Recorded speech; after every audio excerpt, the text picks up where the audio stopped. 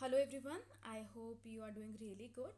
So, we are going to resume our ancient history class from the area we left. In the previous class, we discussed about the Indus Valley civilization, and we also discussed a question related to its contemporary continuity. Today, we will focus over the Vedic age. Again, a very prominent theme for UPSC.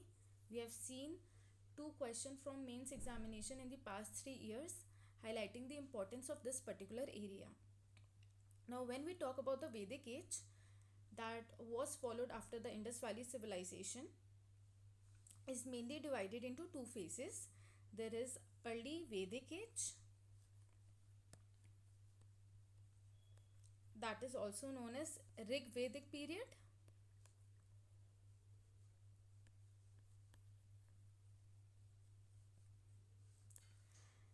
It was from 1500 to 1000 BC, and the second phase is later Vedic age, that was mainly from 1000 BC to 600 BC. So do remember that the Vedic age can be mainly divided into two phases.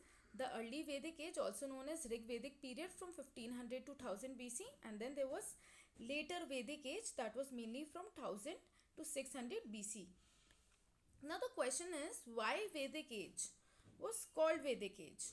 Because the main source of information of this period was Vedas, and the Vedic age derives its name from Vedas, because Vedas were acting as the main source of information of this particular time period.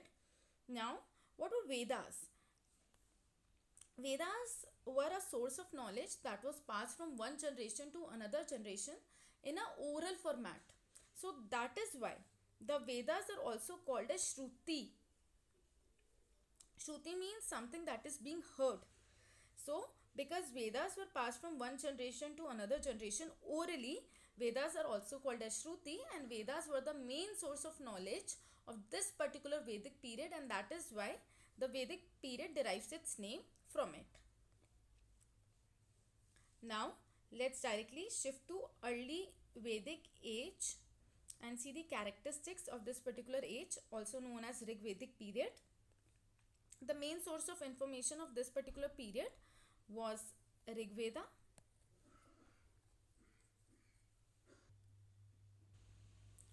Now, Rigveda is the oldest Veda out of the four Vedas. You would be knowing that the Vedic literature consists of mainly four Vedas, that is the Rig Veda, Athar Veda, Yajur Veda, and Sam Veda. So, out of the four Vedas, the Rig Veda is the source of information of the early Vedic period, and also it is the oldest Veda. And approximately Rig Veda, just for extra information, you can know that consists of 10 mandalas.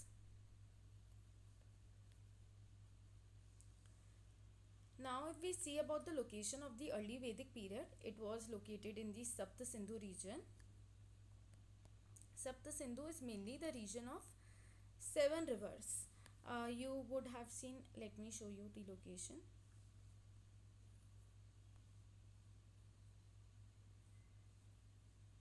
So, this particular area is known as the Sapta Sindhu region, from where the Indus River, Jhelum River, Chenab River, and other rivers passes. So this is the location where the early Vedic age, civilization or period people were located. And now, if we talk about the polity of this particular period, people were organized in groups that were known as janas.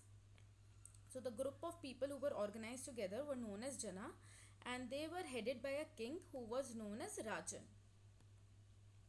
So jana was simply the largest social unit of that time period,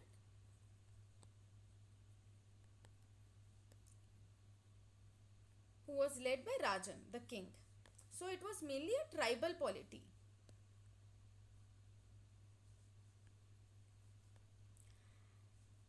And in this point of time, there was no standing army per se.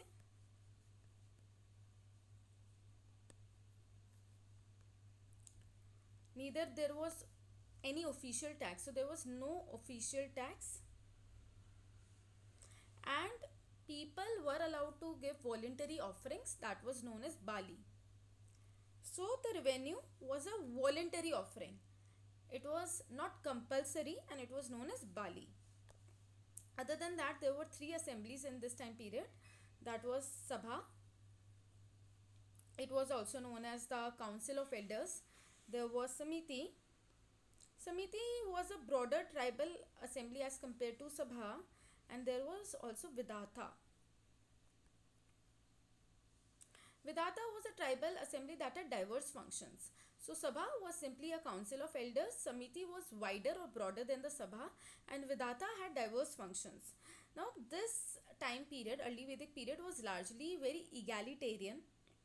It was, I would say, based on equality notion and equity notion, and that is why women could also attend what is known as Sabha, women could also attend what is known as Vidata. So women could freely attend Sabha and Vidata.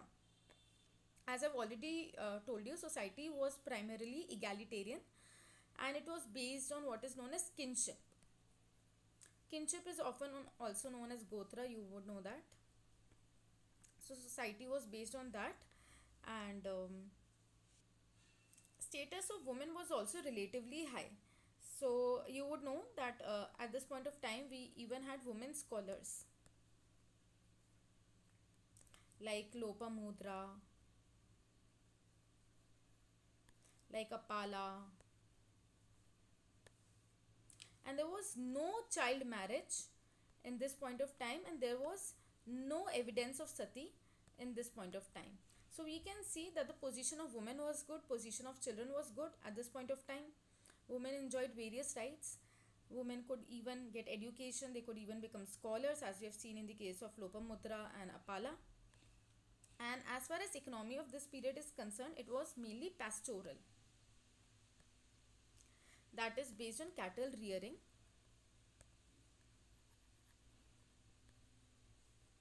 And also it was semi-nomadic.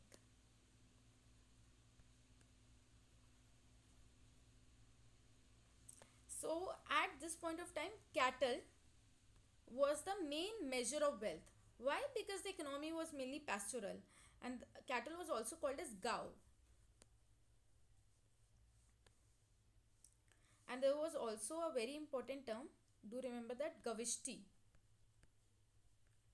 a term that is mentioned in NCERT, that was used for search of cows. Okay, so cattle was the main measure of wealth and Gavishti was a term for search for cows. Agriculture at this point of time was somehow secondary. It was practiced, but it was secondary. In agriculture also people used to know about barley at this point of time. Early Vedic period had, or early Vedic people had no knowledge of iron till now.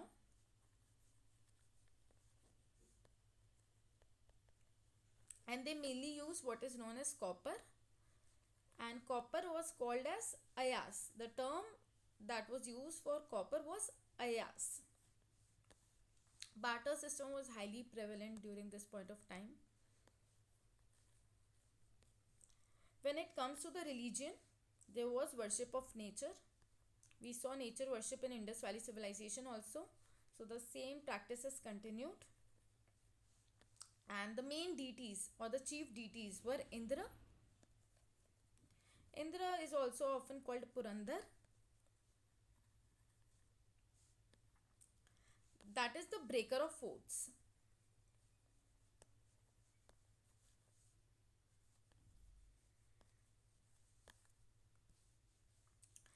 Then the another important deity was Agni.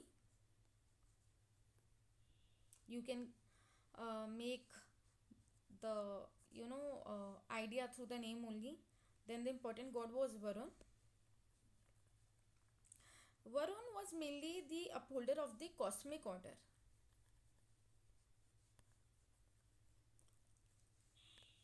And there were very simple rituals at this point of time.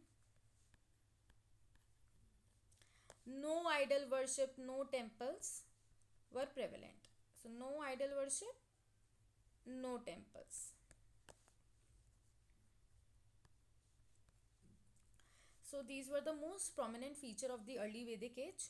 Do remember each one of them, from area of even society, assemblies, polity, geography, source, status of women, economy, religion. Do know some points about each and every section, so that if any question is asked in the UPSC examination, specifically in the mains paper, you have certain amounts of points. So if we recall about the early Vedic age, we saw about the source. Rigveda was the main source, and Rigveda is also the oldest Veda, that is having approximately 10 mandalas. Then we saw about the geography, that this early Vedic age was mainly situated in what is known as Sapta Sindhu region. The polity was mainly tribal polity. Jana was the largest social unit. Rajan was the king, and we had no standing army, no official tax collection system. Revenue was also in the form of voluntary offering called Bali. We had three main assemblies: the Sabha, that was the council of the elders; Samiti, that was broader; and then we have Vedata, where we had diverse functions. Women could also attend what is known as Sabha and Vedata. Society was largely egalitarian, based on kinship, often referred to as even Gotra system. And we saw status of women was also relatively high. We had women scholars, we had Lopamudra, we have Apala. They could attend the assemblies, they could participate in the rituals. Economy was mainly pastoral, based on cattle rearing and semi nomadic, and even cattle was the main measure of wealth. We saw the term for cattle as gau. We saw gavashti as a term for search for cows. Agriculture at this point of time was secondary. They knew about barley, wheat, etc. There was no knowledge of iron, so they used mainly copper, which is referred to as ayas. Barter system was prevalent. Religion, there was mainly worship of nature. There were main gods like Indra, often referred to as Purandra, Agni, Varuna. No, temples were found, no idol worship, simple rituals and prayers. So these are the main characteristics that you need to remember about the early Vedic age. Now we will move over the later Vedic period. Now do remember all the points of the early Vedic period, so that you would be able to do the comparison. How later Vedic age was different from the early Vedic period. We are mainly going to focus over that here. Now, the source of information about the later Vedic age were the remaining Vedas, like Yajurved,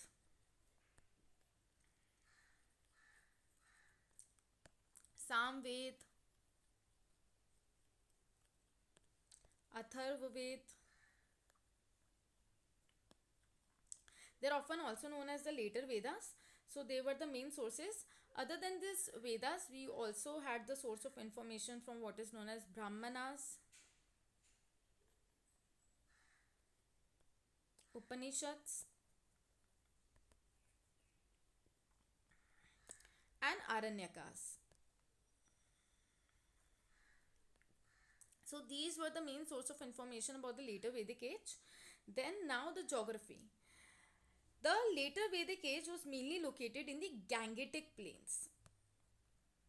So we can see the shift of the location also. Let's draw the map and compare it. So this is the map of India.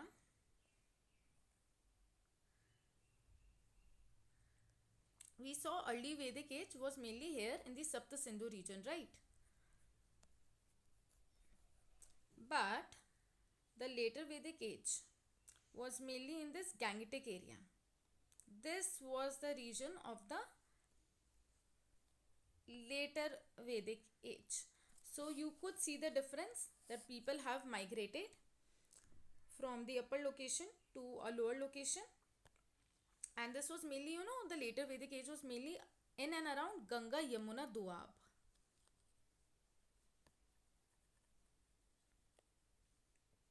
It's a very fertile region, right? Then we see at this point of time, there was a decline in the assemblies, or you can say relevance of the assemblies, especially the importance of Sabha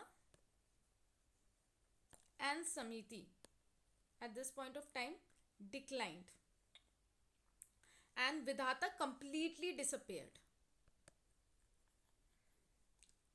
So do remember, there was decline in importance of Sabha and Samiti, and Vedanta completely disappeared. As far as polity is concerned, in terms of changes in polity, we see earlier we had Jana, right? A group of people that were headed by Rajan, but now there was emergence of Janpad. Now, what are Janpads? They're territorial kingdoms.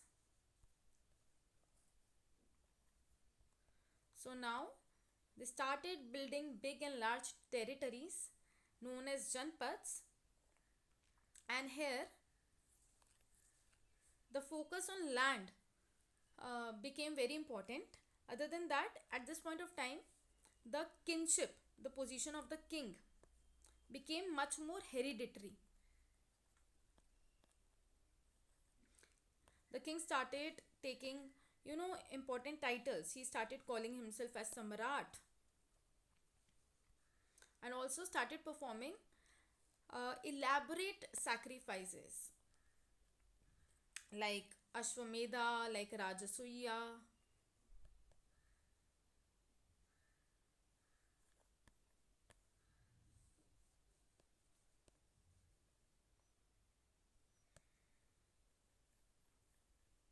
Also Vajpaya.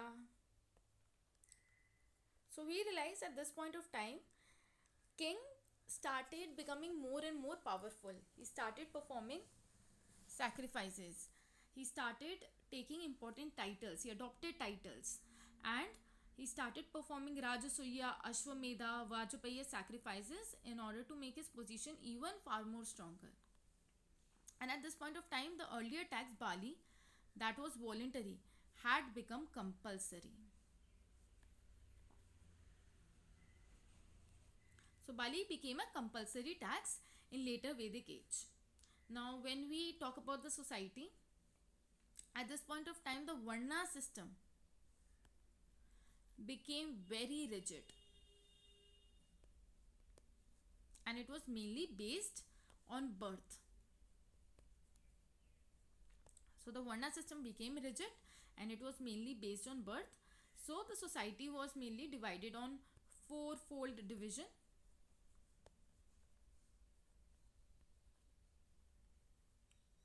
Right, you would be knowing that division. Brahmanas, Kshatriya, Vaishya, and the Shudras. The Brahmanas were mainly the priests, the Kshatriyas were mainly the rulers, the Vaishyas were mainly the traders, and the Shudras were mainly regarded as the servants. So, a proper rigid system of occupation had emerged in the later Vedic period.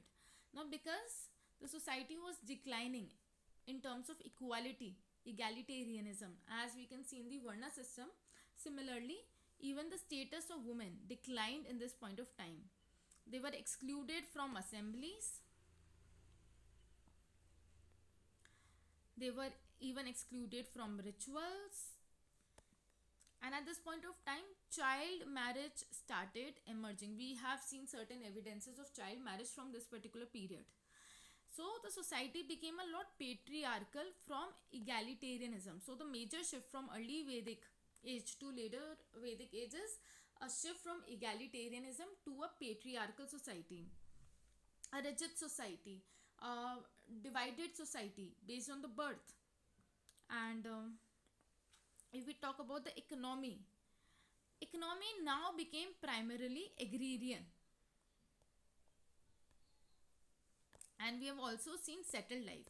We know whenever agriculture comes into picture, we see the practice of settled life in order to do agriculture properly. And at this point of time, they became aware of iron. And iron is also referred to as what is known as Shyam Ayas in some books.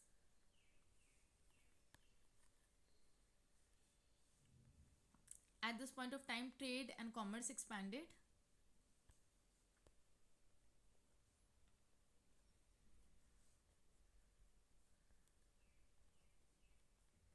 And now pastoralism became secondary. So pastoralism became secondary, and we have seen some terms for coins in this period. You can just know the terms Nishka, Satmana,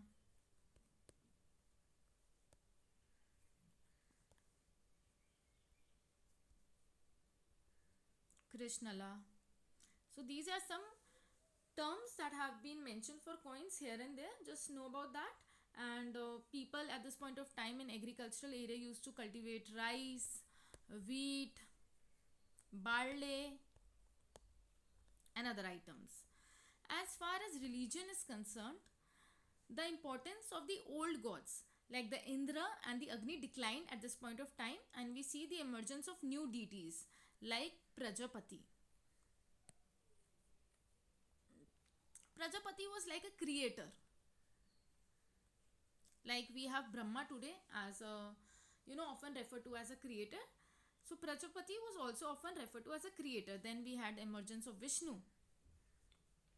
Vishnu was referred to as preserver. We had Rudra, who was seen as the destroyer. And a lot of importance of sacrifices increased dramatically, in fact. So sacrifices often were referred as yajnas, and their importance increased manifold. So because whenever in a society the importance of the sacrifices, the rituals increase, the position of the brahmanas become very strong. So the brahmanas at this point of time became very, very, very powerful. So if we see the difference from early Vedic age to later Vedic age, in this point of time we can see some clear shifts in society. In terms of society, we see a shift from egalitarian society to a much more patriarchal society, from a equitable society to a fourfold division based society, from pastoralism to what is known as agriculture based society, where earlier cow was the most important wealth, now land was the most important wealth. Early Vedic age people were not aware about iron and mainly used copper, but now people were aware of iron. It was used extensively in agriculture. By the time of later Vedic age, the position of women declined so much so that we have also seen the instances of the child marriage. And in fact, women were not allowed to participate in the assemblies. They were not allowed to perform rituals in the later Vedic age, right? And we have seen the position of the king becomes very important when we move from early Vedic age to later Vedic age. The king starts performing various sacrifices like Ashwamedha, like Vajpaya, in order to further strengthen his position. So whenever you are studying something, make the comparison so that you would remember the things in a better format. Even in terms of geography, we saw a shift. Earlier, the early Vedic age people used to live in the Sapt Sindhu region, but now the people used to live in Ganga Yamuna Doab. That was a lot fertile and that favored the agriculture immensely, right? Trade and commerce expanded by the time of later Vedic age. We see the emergence of coins like Nishka, right? So there were prominent differences that could be clearly seen from early Vedic age to later Vedic age. So do remember all these points, make short notes for each of them. And in fact, the deities changed. The gods that were prominent in the early Vedic age were no longer prominent in the later Vedic age. There were emergence of new gods like Prajapati, like Vishnu, like Rudra. A lot of sacrifices increased, rituals increased, the position of brahmanas increased, and whenever the position of one particular strata in the society will increase, the one at the margins will face utmost reduction in their position. So Shudras suffered a lot because of this. Rigid system, birth-based system could be seen. The source of early Vedic age was Rigveda. The source of later Vedic period was Yajurveda, Samveda, Atharva Veda, Upanishads, right? So know these basic differences and you would be good to go. So I think if now even a 10 marker question or a 15 marker question is asked from early Vedic age or later Vedic age, you have gathered sufficient points, that too from different dimensions, along with the examples that can be answered simply. So that was what I had planned for today's class. Go through the notes, the class notes, and after that just give the reading from the NCERT of the early Vedic age and of the later Vedic age so that the concepts become a lot solidified. So thank you very much and all the very best.